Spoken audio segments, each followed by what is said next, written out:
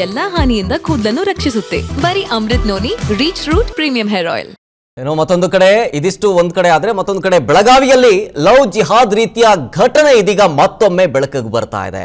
ಮದುವೆಯಾದ ಯುವತಿಗೆ ಮುಸ್ಲಿಂ ವ್ಯಕ್ತಿಯಿಂದ ದೋಖ ಮಾಡಲಾಗಿದೆ ಅನ್ನೋ ಆರೋಪ ಈಗ ಕೇಳಿ ಬರ್ತಾ ಇದೆ. ಈ ಘಟನೆ ನಡೆದಿರೋದು ಬೆಳಗಾವಿಲಿ. ಮೇಲಿಂದ ಮೇಲೆ ಈ ರೀತಿಯ ಪ್ರಕರಣಗಳು ಬೆಳಕಿಗೆ ಬರ್ತಾ ಇರೋದ್ರಿಂದಾಗಿ ಸಾರ್ವಜನಿಕರು ಆತಂಕದಲ್ಲಿದ್ದಾರೆ. ಲವ್ ಜಿಹಾದ್ ರೀತಿಯ ಘಟನೆ ಇದೀಗ ಬೆಳಕಿಗೆ ಬಂದಿರೋದು ಬೆಳಗಾವಿಲಿ. ಮದುವೆಯಾದ ಯುವತಿಗೆ ಮುಸ್ಲಿಂ ವ್ಯಕ್ತಿಯಿಂದ ದೋಖ ಮಾಡಲಾಗಿದೆ. ರಫೀಕ್ ಬೇಫಾರಿ ಈತನಿಂದ ಹಿಂದೂ ಮಹಿಳೆಗೆ ದೋಖ ಆಗಿದೆ.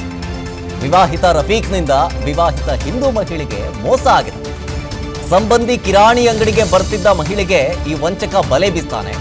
ಹಿಂದೂ ಮಹಿಳೆಯರ ನಂಬರನ್ನ ಪಡ್ಕೊಂಡು ರಫೀಕ್ನಿಂದ ಆಮಿಷವನ್ನ ಒಡಲಾಗುತ್ತೆ. ಅಂದ್ರೆ ಆಮಿಷ ಅಂದ್ರೆ ಯಾವ ರೀತಿ ಅಂದ್ರೆ ಕೆಲಸ ಕೊಡಿಸ್ತೀನಿ ಹಾಗೆ ಹೀಗೆ ಅಂತ ಹೇಳ್ಕೊಂಡು ಆ ರಫೀಕ್ ನೋಡಿ ಫೋಟೋದಲ್ಲಿ ಗಮನಿಸ್ತಾ ಇದ್ದೀರಲ್ಲ, ಇದೇ ಆ ರಫೀಕ್. ಈತ ದೈಹಿಕ ಸಂಪರ್ಕವನ್ನ ಆ ಮಹಿಳೆ ಮೇಲೆ ಬಳಸದಂತೆ. ಜೊತೆಗೆ ಮಹಿಳೆ ಖಾಸಗಿ ಫೋಟೋವನ್ನ ಬಳಸ್ಕೊಂಡು ಕಿರಾತಕ ಬೆದರಿಕೆಯನ್ನ ಹಾಕ್ತಾ ಇದ್ದಂತೆ. ಹಿಂದೂ ಧರ್ಮದಿಂದ ಮತಾಂತರ ಆಗಬೇಕು ಅಂಥೇಳಿ ಒತ್ತಡವನ್ನು ಕೂಡ ಹೇರ್ತಾ ಇದ್ದಂತೆ. ಒಂದು ಕಡೆ ಸಂತ್ರಸ್ತೆಯ ವಿಷನ್ಸ್ ಗಮನಿಸ್ತಾ ಇದ್ದೀರಿ, ಮತ್ತೊಂದು ಕಡೆ ಆರೋಪಿಯ ಫೋಟೋಸ್ಗಳನ್ನು ಗಮನಿಸ್ತಾ ಇದ್ದೀರಿ. ವರ್ಷ ಆಗೈತ್ರಿ, ನಮ್ಮ ಲೈಫ್ ಭಾಳ ಚಲೋ ಐತ್ರಿ.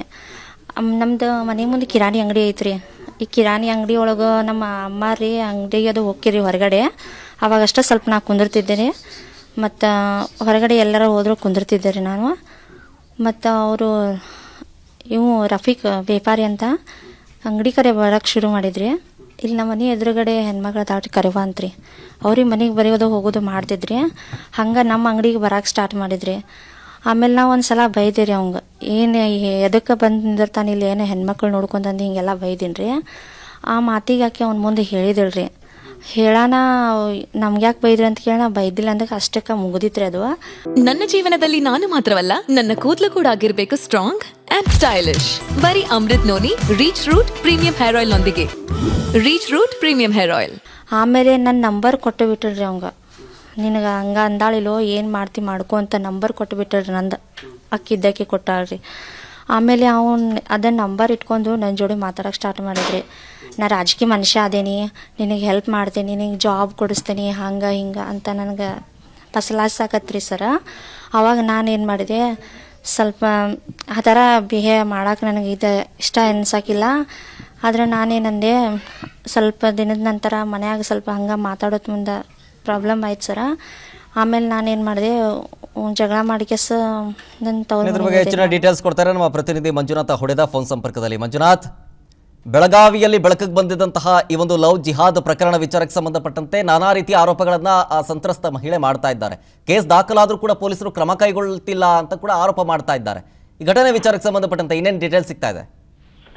ಖಂಡಿತವಾಗ್ಲೂ ಶರತ್ ಏನು ಅಂತಂದ್ರೆ, ಈಗಾಗಲೇ ತಾವು ಗಮನಿಸ್ತಾ ಇದ್ರಿ, ರಾಜ್ಯಾದ್ಯಂತ ನೇಹಾ ಹಿರೇಮಠ್ ಅವರ ಪ್ರಕರಣ ಪ್ರತಿಧ್ವನಿಸ್ತಾ ಇದೆ. ಆರೋಪಿಗೆ ಕಠಿಣ ಶಿಕ್ಷೆ ಆಗ್ಬೇಕು, ಇದು ಲವ್ ಜಿಹಾದ್ ಹಿನ್ನೆಲೆಯಲ್ಲಿ ನಡೆದಿರ್ತಕ್ಕಂತಹ ಕೊಲೆ ಅಂತ ಹೇಳಿ ವ್ಯಾಖ್ಯಾನಿಸಲಾಗ್ತಾ ಇದೆ. ಅದರಲ್ಲಿ ಏನು ಅಂತಂದ್ರೆ, ಪಕ್ಕದ ಜಿಲ್ಲೆ ಆಗಿರ್ತಕ್ಕಂತಹ ಬೆಳಗಾವಿಯಲ್ಲೂ ಕೂಡ ಈಗ ತಾವು ದೃಶ್ಯಗಳಲ್ಲಿ ನೋಡ್ತಾ ಇದ್ರಿ ಯಾವ ರೀತಿಯಾಗಿ ಮಹಿಳೆ ತನ್ನ ಅಳಲನ್ನ ತೋರ್ಕೊಳ್ತಾ ಇದ್ದಾಳೆ ಅಂತ ಹೇಳಿ.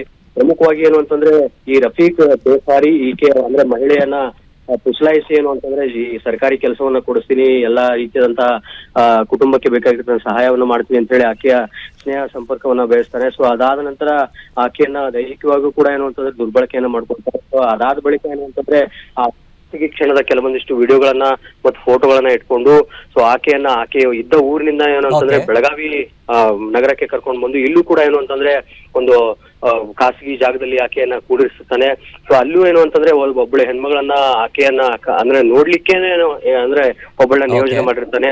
ಸೊ ಈ ಸಂದರ್ಭದಲ್ಲಿ ಏನು ಅಂತಂದ್ರೆ, ಮಹಿಳೆಗೆ ನೀನು ಹಣೆಗೆ ಕುಂಕುಮ ಹಚ್ಚಬೇಡ ಅಥವಾ ಸೀರೆ ಉಟ್ಕೊಳ್ಳೋ ಬದಲು ಬುರ್ಕಾವನ್ನ ಹಾಕ್ಬೇಕು ಅಂತ ಹೇಳಿ ಸಾಕಷ್ಟು ಕಂಡೀಷನ್ ಹಾಕ್ತಾಳೆ.